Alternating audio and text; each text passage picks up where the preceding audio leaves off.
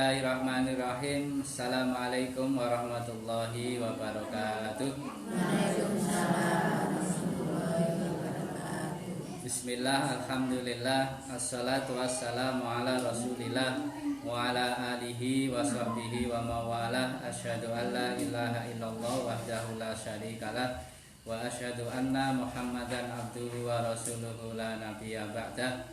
Amma ba'du, fala haula wala quwata illa billah. Puji syukur alhamdulillahirabbil alamin wonten ngarsanipun Allah Subhanahu wa taala.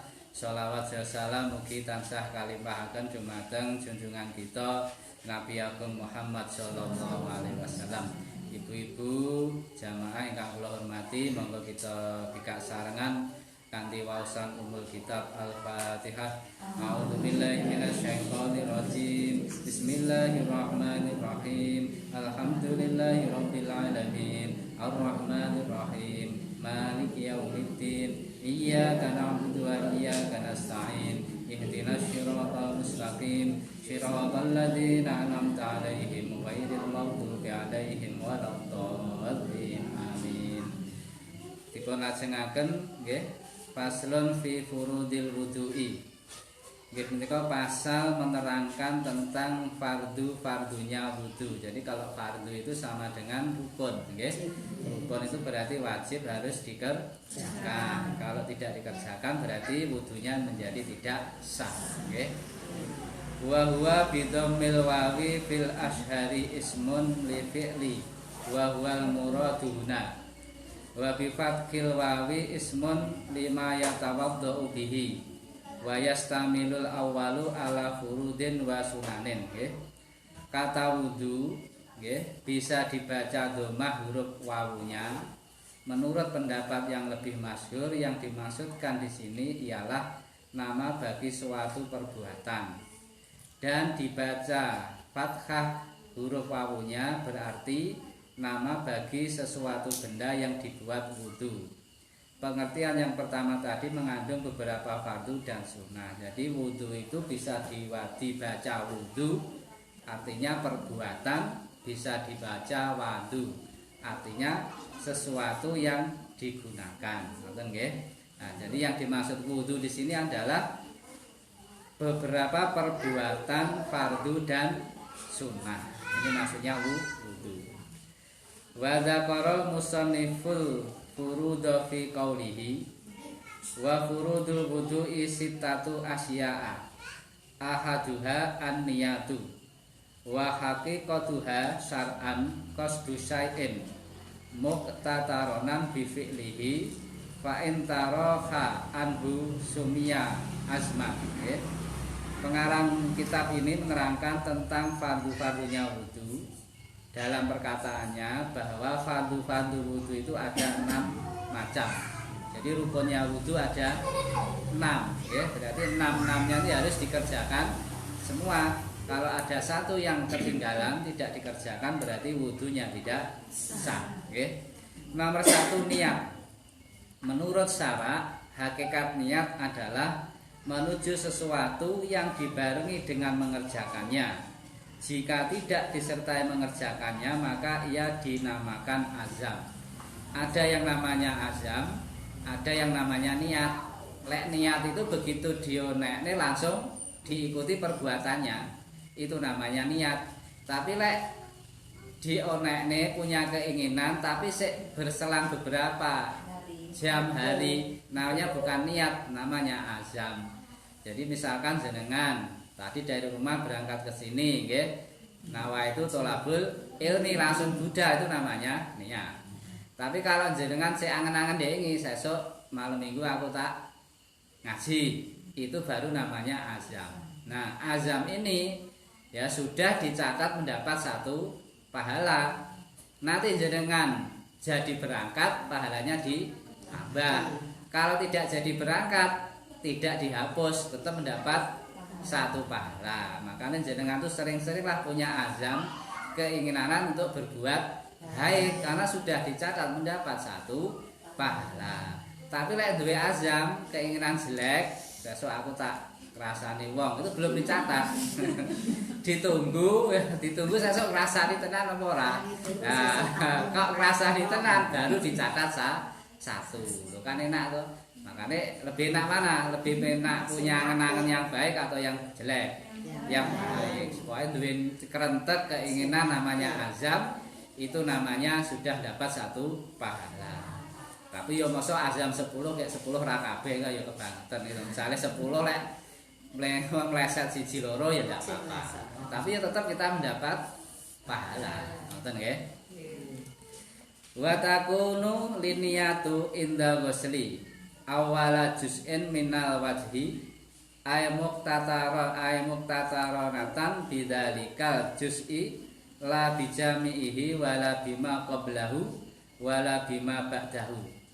Niat tersebut dikerjakan ketika membasuh permukaan bagian muka. Artinya ia dilakukan bersamaan dengan membasuh bagian muka atau wajah. Okay?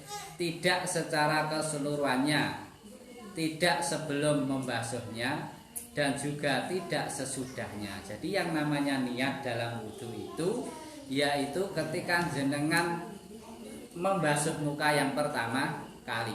Ngoten nggih? Jadi begitu plek, nah itu jenengan atine niat. Ngoten nggih, itu yang namanya niat. Tidak boleh sebelum membasuh sudah niat, atau tidak boleh sesudah membasuh muka baru niat. Kalau sebelum membasuh muka itu niat atau sesudah membasuh muka baru niat berarti wudunya tidak sah. Tapi boleh menurut mazhab Syafi'i sunnah ya bahwa niat wudu itu dilafalkan. Jadi masakan jenengan mau wudu itu bismillahirrahmanirrahim nawaitu wudu'an lirafil hadasil asghari fardholillahi ta'ala itu boleh menurut mazhab Syafi'i sunnah. Tapi itu belum masuk niat. Kalau jenengan hanya melafalkan tok, tidak mengucapkan dalam hati ketika membasuh muka, berarti wudunya juga tidak sah. Ngoten nggih. Jadi boleh diucapkan, tapi diucapkan itu belum niat. Jadi niat itu di dalam hati. Ngoten nggih didandosi. Lek sing wis ya dianggap sah, sudah ndak apa-apa. Boleh. Ora ngerti iku penak lho. Tidak tahu itu tidak kena hukum nggih. Pun jelas nggih. Jadi begitu membasuh plek itu langsung plek atine muni niat ingsun wudu ngilangi hadas cilik itu wajib. Nggih. Kemudian Fayang wil mutawaddi'u inda ghusli ma dzukira raf'a hadasin min ahdasihi aw yanwiya istibahata muftakirin ila wudu'i aw yanwiya fardhul wudu'a faqad awit taharati anil hadasi. Jadi wajiblah niat bagi orang yang menghilangkan hadas dari beberapa hadas wudu. Jadi niatnya piye unine? Ya niat kita menghilangkan hadas. Nggih, atau baginya niat mengerjakan fardunya wudu atau jenengan boleh niat ingsun mengerjakan fardu wudu itu juga boleh. Atau niat bersuci dari hadas seperti yang biasa itu tadi nawaitu ghusla lirafil hadasil asghari. Jadi begitu membasuh muka niat ingsun ngilai hadas cilik bahasa Jawa ini ngoten. Lah jenengan pilih basa Jawa apa Arab?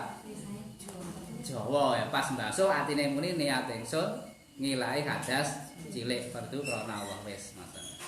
Itu berarti sudah sah niatnya nggih. Kula lajengaken fa illam yaqul anil hadasi lam yasikha wa idza nawama yu'tabaru min hadhihi niyati wa saraka mahun niyatu tanandufin au tabarrudin sokha wudu uhu. Apabila orang yang berwudu tidak mengucapkan niat untuk menghilangkan hadas maka tidak sah wudunya tadi. Gitu. Oleh karena itu sebaiknya niat tersebut ditempuh dengan cara sebagaimana yang sudah biasa dikerjakan sehari-hari, yakni niat membersihkan bersuci dari hadas. Maka wudunya sudah sah. Jadi lek jenengan misalnya wudu, niatun wudu arep maca Quran, itu wudunya tidak sah. Karena apa? Diniati untuk mengerjakan sesuatu yang sunnah. Membaca Quran itu sunnah apa wajib? Sunnah. Jadi niat wudu itu harus dikerjakan untuk mengerjakan sesuatu perbuatan yang wajib. Wis gampangane pokoke kaya niat biasane niku mawon nggih. Nawa itu wudu li rafil hadasil asghari fardholillahi taala cara arate, cara Jawane niate sun wudu ngilake hadas cilik wajib krana Gusti Allah. Wis ngoten mawon sah. Pun nggih. Wasani ghuslu jami'il wajhi wa hadduhu tulan ma baina mana bitis sya'ri ra'si ghaliban wa akhiri lihyaini wa humal admanil ladani yang butuh alaihimal asnanus sufla yajtami muqaddimuha fit daqani wa muakhiruhuma fil uduni wa hadduhu ardun ma bainal udunaini. Tadi yang pertama fardunya rukunnya niat. Yang kedua membasuh seluruh bagian muka. Adapun yang disebut dengan muka atau wajah, maka batasannya adalah mulai tempat tumbuhnya rambut kepala sampai bawah dagu. Jadi ngisor dagu ini berarti juga wajib dibasuh. Makanya kalau basuh itu jangan hanya begini, begini itu kan berarti sini kadang belum kena. Jadi termasuk wajah itu bawah dagu ini, ini kan bawah dagu namanya, itu wajib dibasuh. Ya, batasnya sampai batasnya tumbuh rambut ini. Nah kalau budak bagaimana? Yuk dikira-kira rambut kita anu boleh semene, ngoten nggih. Lah misalnya budaknya semene kan yo ora tekan mburi kene, ngoten maksudnya. Jadi yang wajah itu kira-kira gitu. Ya wajah itu kan kira-kira lek cara normal rambut itu kan sekian, maksudnya begitu. Jadi nek wis rambut kabeh berarti apa ini juga wajah ya tidak, tetap namanya kepala walaupun tidak ada rambut. Ya, maksudnya ngoten lho nggih. Kemudian dan mulai sentil tempat anting-anting dulu. Jadi ke bawah ini. Ini apa sih nek Jawa? Godhong apa godhong? Oh, iki wae mriki. Iki ke bawah nggih. Niki ke bawah. Nggih, ke atas nggih sesuai rambut ini. Tepi-tepi nggih. Telinga yang kiri telinga yang kanan sampai telinga yang kiri. Momor kupingnya mana ya dikira-kira kupingnya kene. Kadang ya enten. Yo kan wonten to Bu gitu. Misale kupingnya mboten enten ya dikira-kira lah. Ngoten nggih. Jadi wajah itu berarti wajib cuma dibasuh. Jadi kadang kalau ningali niku mung tiap ngeten. Nah, kene ora kena. Ini kan berarti belum sempurna. Ya mulai batas ini. Jadi bawah terus jadi begini. Jadi aja kesusu lek wudu ki alon. Karena mana nanti kan anggota tubuh kita yang dibasuh wudu itu kan nanti bersinar pada hari kiamat. Jadi lek basuh wajah rata kan sitoke ireng, sitoke putih. Jadi lek putih kabeh kan bersinar. Nah, seperti itu. Pun nggih, wajah. Ana pertanyaan mboten? Jelas nggih. Wa idza kana ala wajhi sya'run khafifun aw kasifun wajaba isalul ma'i ilahi ma'al basyaratil lati tahtahu. Apabila pada bagian muka tersebut terdapat rambut yang tumbuh, baik tumbuh tipis, jarang-jarang atau tebal, maka wajib membasuh bagian luar dan bagian dalam, yakni bagian yang menjadi tempat tumbuh rambut. Misalkan kalau di sini mungkin ada apa sini? Bodeke sampai tebal ya. Ini terus sini mungkin ada jenggotnya. Maka lek tipis, nah itu wajib dibasuh. Nah nanti perbedaannya ada yang kategori tebal, ada yang kategori tipis. Lek tipis, nah nanti kita jelaskan berikutnya nggih. Wa amma lihyatur rajulil kasifati bi alam yaral mukhatabu basarataha min khilaliha fayakfi ghuslu dhahiriha bi khilafil khafifati wa hiya ma yaral mukhatabu basarotaha fayajibu isolul ma'i li syaratiha. Adapun jenggot yang tebal yakni sekiranya orang yang berbicara di hadapannya tidak mengetahui kulitnya, maka cukuplah membasuh pada bagian lahirnya saja. Jadi sing diarani tebal ku sekiranya jenengan jagongan karo wong ning ngarepe kuwi nonton kulite ngisore rambut jenggot iki ora ketok, berarti kategori tebal. Tidak perlu dibasuh sampai dalam, cukup luarnya saja. Walaupun nanti sunnahnya tetap harus disela. Sunnah nggih, sunnahnya di sela-sela. Tapi seandainya tidak, cukup dibasuh luarnya sudah sah. Ngoten nggih, sing jenggote kandel, budeke kandel, sehingga orang bicara itu tidak kelihatan kulitnya, itu berarti dianggap tebal, nggih.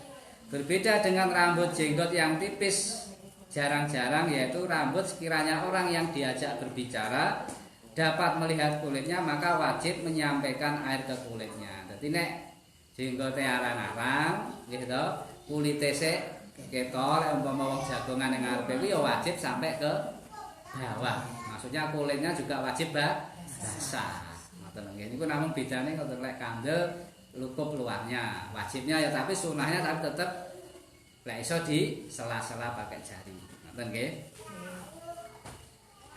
Kemudian wa bi khilafi lihyatim ra'atin wa khunsa fayajibu isalul ma'i libasaratihima walau kasifan walau budda ma'al ghuslil wajhi min ghusli juz'in minar ra'si war raqabati wa ma tahtadzaqani. Dan yang demikian itu mengecualikan jenggotnya orang perempuan. Banyak ya wong perempuan jenggoten nggih. Ya mungkin ada beberapa nggih. Itu tidak normal. Mestine kan ngoten, lek normale ya wong wedok itu ora ana sing duwe jenggot normal, tapi kan kadang ada di luar normal, namanya abnormal nggih. Dan orang banci. Banci ini ku napa? Lanang maca wedok niku jenenge banci nggih. Wedok maca lanang. Nggih, banci niku wedok maca lanang. Piye? Karena nek wandu nek banci yo piye bedane? Lek banci kuwi lanang maca wedok, lek wandu. Kaya lanang kaya wedok. Kaya lanang wedok. Lek banci itu lanang maca lanang kaya wong wedok. Nggih. Jadi walaupun perempuan, kalau perempuan nggih, kalau perempuan senajan walaupun punya jenggotnya tebal maupun banci tadi, nggih, itu tetap wajib membasuh rambut sampai ke kulitnya. Jadi sampai ke dalam, nggih.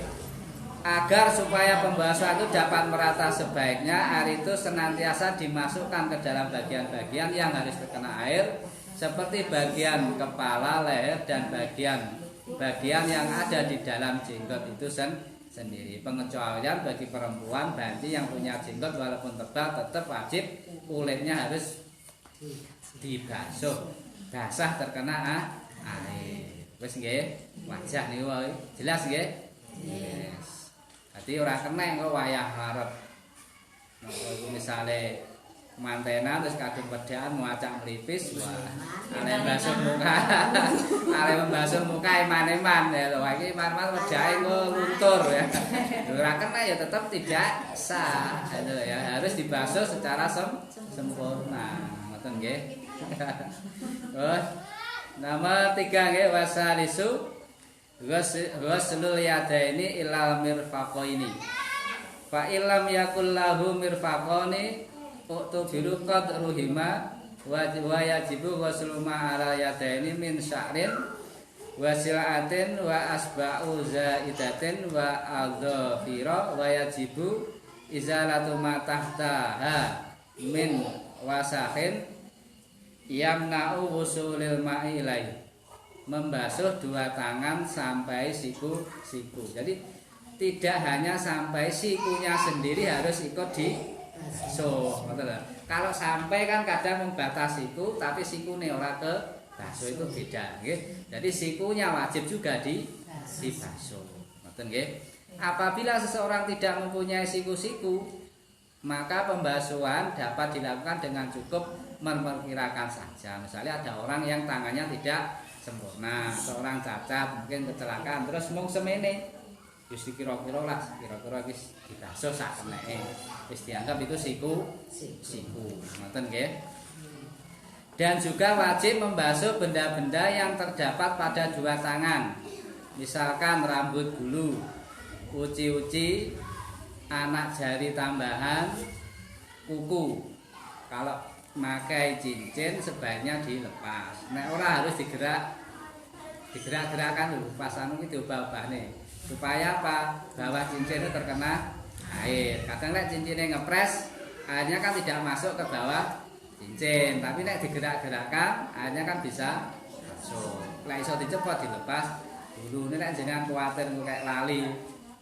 Iya toh, lagi cincin pernikahan hilang ya wis digerak-gerakkan saja diputar ngoten nggih. Nah itu berarti nanti bisa sampai nggih. Dan nah itu nggih, semua benda yang ada di bawah kuku kotoran. Nah, makanya pokok kuku itu disunahkan dipendekkan karena kalau di bawah kuku ini ada kotorannya. Kalau kotorannya itu bisa tembus air tidak apa-apa. Berarti kan air bisa masuk. Tapi kadang kalau kotorannya itu sifatnya padat atau keras, gitu, air kan tidak bisa masuk. Tapi ini berusaha kita bersihkan. Kalau misalkan kita sudah berusaha kok angel, ya berarti dimaafkan. Tapi kita usahakan untuk di bawah kuku itu kotorannya dibersihkan. Sebab hal itu dapat mengakibatkan terhalangnya air untuk sampai ke bagian jus yang ada di bawah kuku. Ngoten nggih. Termasuk kalau misalkan kena cat itu kan berarti mengakibatkan air tidak bisa menyentuh kulit. Ya berusaha catnya dihilangkan. Tapi nek berusaha kok diangel ya sudah. Yang penting kita sudah berusaha menghilangkan. Kecuali kalau warna-warna misalnya jaringan bar meres kenco kunir, nah itu tidak apa-apa, itu kan sifatnya bukan benda ya, warna yang sudah pulot sama, pulot itu kan koyo cat ya gitu. Kalau kelet kan berarti menghalangi, berusaha dihilangkan sebisanya gitu.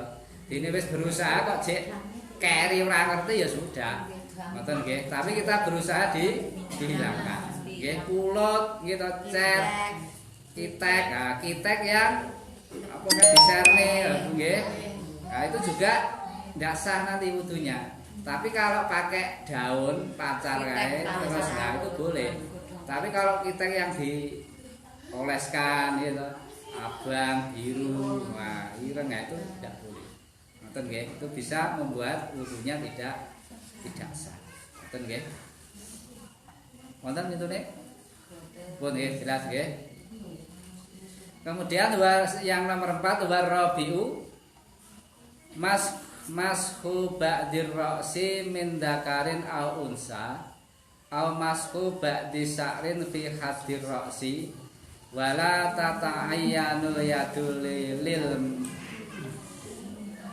lil maski bal yajuzu bi khirfatin wa ghairiha aw walau ghasala ra'sahu badala mamsiha jaza walau wadu ayatahul mablulata walam yukharrikha jaza. 4 nggih, mengusap sebagian dari kepala baik laki-laki maupun perempuan. Juga diperbolehkan mengusap sebagian rambut yang ada pada bagian kepala nggih. Sedangkan cara mengusapnya tidaklah harus dengan tangan, akan tetapi diperkenankan mengusap dengan memakai kain bekas atau lainnya. Seandainya terjadi seseorang membasuh kepalanya bukan mengusap, maka hukumnya diperbolehkan.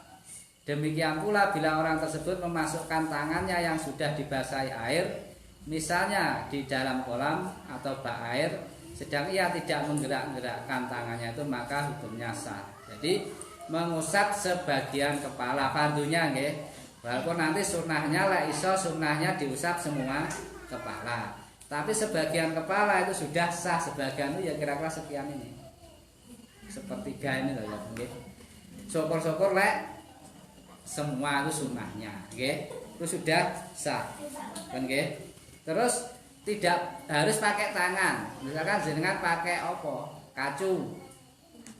Anduk kecil yang sudah basah terus diusapkan itu juga boleh. Ini malah repot kan enggak waduh nggih. Boleh ya sah. Nggih.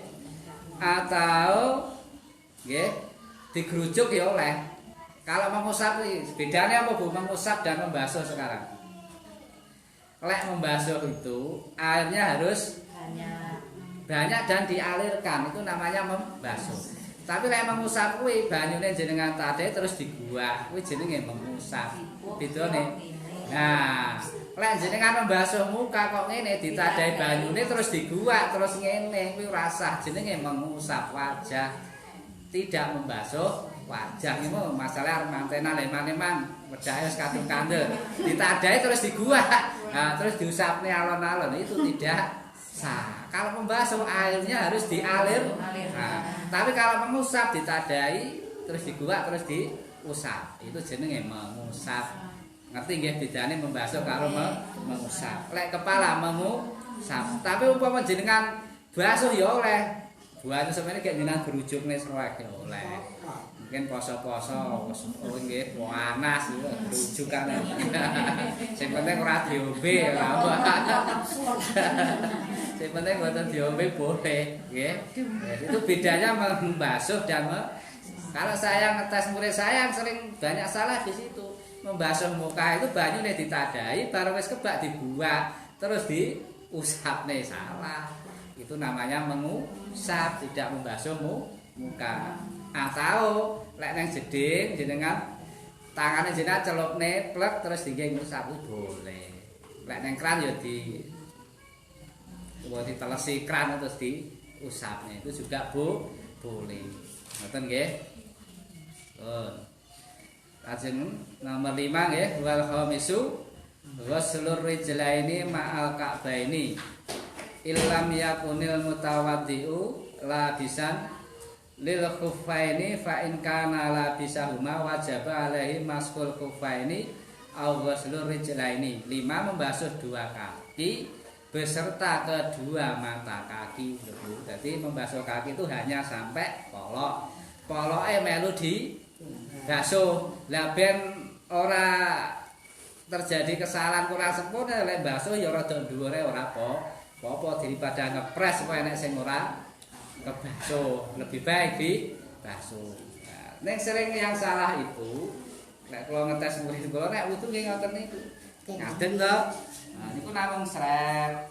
Ngono ta. Sing nek kerak kan ngarepe tok. Murine ora kan nek yang sering salah mestinya ngeten. Nah, kalau kalau ngene tok. Nah gitu. Berarti kan yang belakang tidak kena air. Nah, itu sing sering salah sing ngetes. Pun nggih. Nah, apabila memakai dua muzah sepatu nggih. Boleh sebenarnya jenengan khuf, istilah khuf. Khuf itu sepatu kulit nggih yang cara nggih gerak niku lentut. Terus paling ndak sepatunya itu menutupi mata kaki. Tapi ya itu kan kalau diterapkan sekarang kan ya ketoke ya sudah tidak zamannya. Kalau zaman Nabi kan memang satu.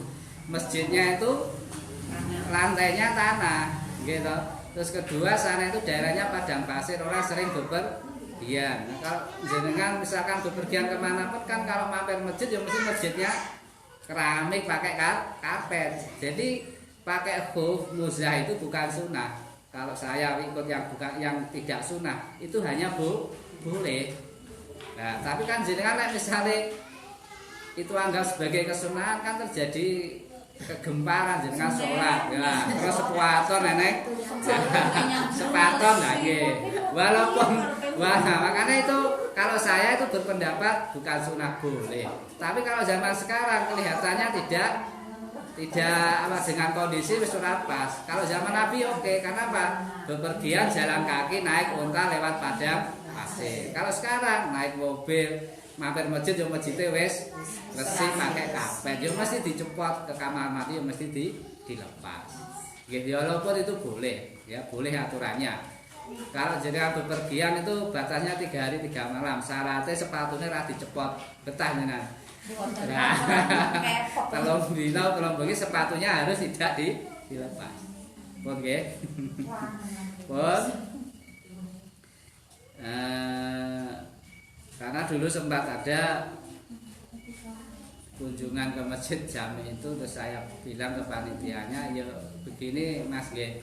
Kalau jenengan itu di masjid jenengan kelompok panjenengan monggo. Tapi kalau di masjid sini silahkan, tapi jenengan nggih mengikuti aturannya masjid. Ojo terus sepatu. Iya, pakai sepatu. Pernah itu terus kami mengingatkan. Kami tidak melarang, tapi kalau di sini Sepatunya harus. ya memang caranya harus suci. Sepatunya tidak boleh najis. Ngoten lho nggih. Lah kira-kira jenengan iso ora telung dina ora nguyo. Nggih. Ngoten nggih. Pun itu lek saya sudah. Itu nek sekarang ya kelihatannya wong nang Masjidil Haram saja juga nggih dilepas, kecuali tentaranya biasanya memang tetap pakai sepatu. Tentaranya, askarnya yang di Masjid Nabawi ataupun di masjid, karena mereka bertugas dan tentunya sepatunya juga suci. Ngoten lho nggih. Nggih.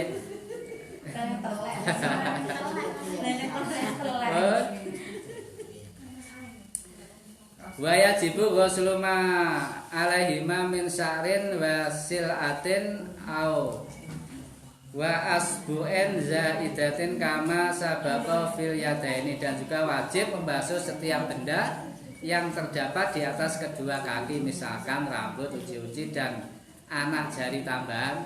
Padha tanganmu lek drijine 5 dadi 6 ya wajib dibasuh kabeh.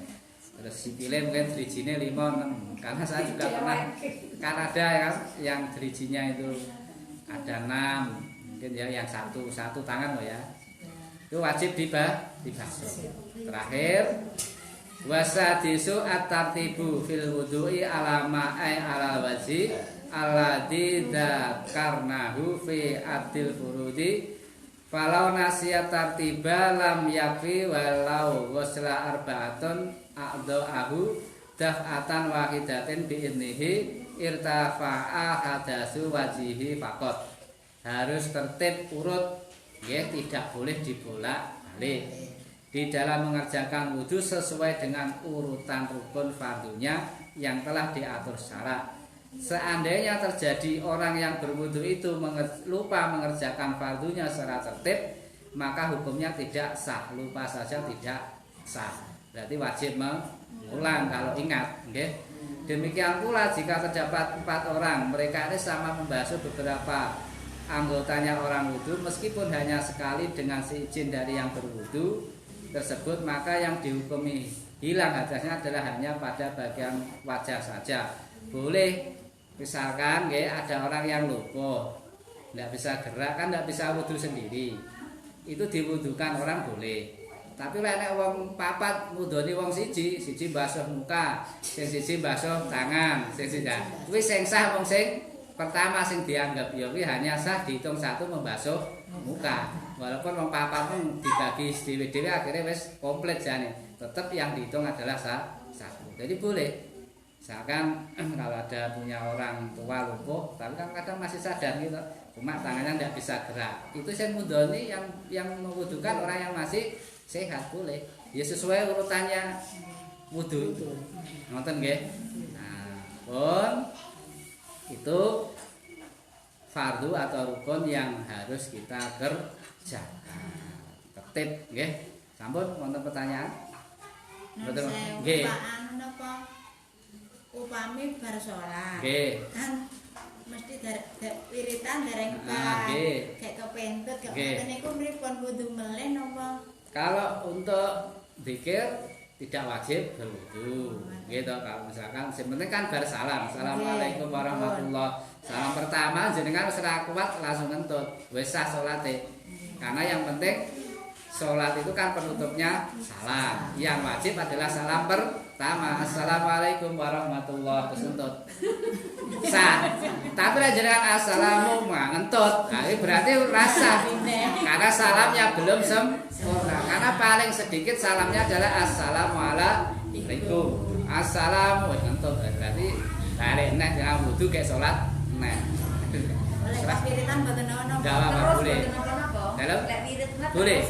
Walaupun sebaiknya berwudu. Tapi nek misalnya ora wudu ya tetap sah. Sama kalau jenengan itu hadas besar nggih, sedang haid bulanan boleh zikir. Tapi yang penting jangan bacaan-bacaan Al-Qur'an. Zikir itu apa ya? Subhanallah, alhamdulillah, wala ilaha illallah, terus Allahu akbar. Boleh. Istighfar, astagfirullah boleh. Tapi jangan sampai membaca bagian dari ayat Al-Qur'an kecuali yang sudah terbiasa itu dianggap sebagai doa seperti dengan ketika ya bismillahirrahmanirrahim boleh. Ngoten nggih. Bar yasinan niku namung mirengke ngoten. Boleh. Kalau dengan Pak Yasinan pas bulanan mendengarkan saja. Nggih. Tidak usah ikut membaca. Itu diperbolehkan. Ngoten nggih. Lintune kene kuwi asale wudu niku gitu berarti saben saane niku ping 3 nanti itu masuk sunnah wudu nggih. Sahnya satu kali sudah sah. Nah, sunnahnya diulang 3 kali. Nanti ngonten nanti kita bahas minggu depan sunnah-sunnah wudu. Ngoten satu kali saja sudah sah. Oke. Oke. Lintune pas. Sampun rumiyin mekaten ingkang saged kula aturaken mugi sedikit dados ilmu ingkang bermanfaat. Allahumma amin. Kita tutup dengan doa kafaratul majlis. Subhanallahumma wa bihamdika asyhadu an la ilaha illa anta astaghfiruka wa atubu ilaik. Kira langkung nyuwun pangapunten. Assalamualaikum warahmatullahi wabarakatuh. Waalaikumsalam.